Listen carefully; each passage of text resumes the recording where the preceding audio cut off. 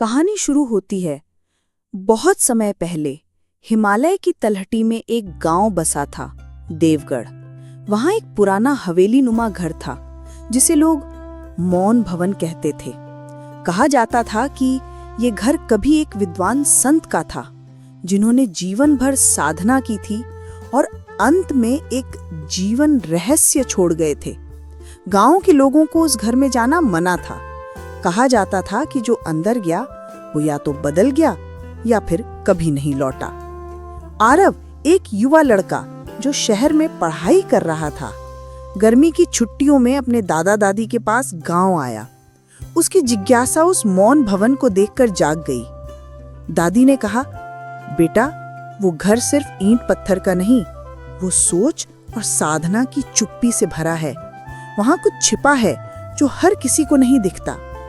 आरव ने ठान लिया कि वो उस रहस्य को सुलझा कर रहेगा। रहस्य का द्वार खुलता है।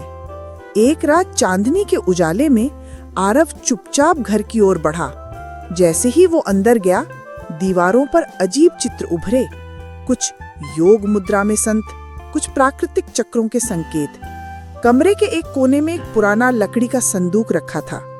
जब उसने संदूक खोला तो उसमें एक चमकता हुआ ताम्रपत्र था जिस पर लिखा था, जिसे जीवन समझता है हर कोई, वो तो भ्रम है। सच्चा जीवन तब शुरू होता है जब तुम स्वयं को पहचानते हो। खुद को जानो, सारा संसार बदल जाएगा। परिवर्तन की शुरुआत। उस रात आरव देर तक नहीं सो पाया। अगली सुबह से वह गांव के बच्चों को पढ़ाने लगा, बूढ़ों के काम करने लगा, खेतों में हाथ बंटाने लगा। धीरे धीरे लोग समझने लगे कि वह कुछ बदल गया है। जब लोगों ने उससे पूछा, क्या तूने उस घर का रहस्य जान लिया? आरव मुस्कुराया और बोला, रहस्य बाहर नहीं, अपने अंदर छुपा था। वो घर तो बस एक आईना था जो मुझे मेरी पहचान दिखा गया। प्रेरणा। ये कहानी हमें सिखाती है कि सच्चा रहस्य दुनिया में नहीं, हमारे अंदर है। विरासत ईंटों में नहीं, विचारों और अनुभवों में बसती है। अगर खुद को जान लिया तो कोई भी डर, असफलता या समस्या बड़ी नहीं रहती।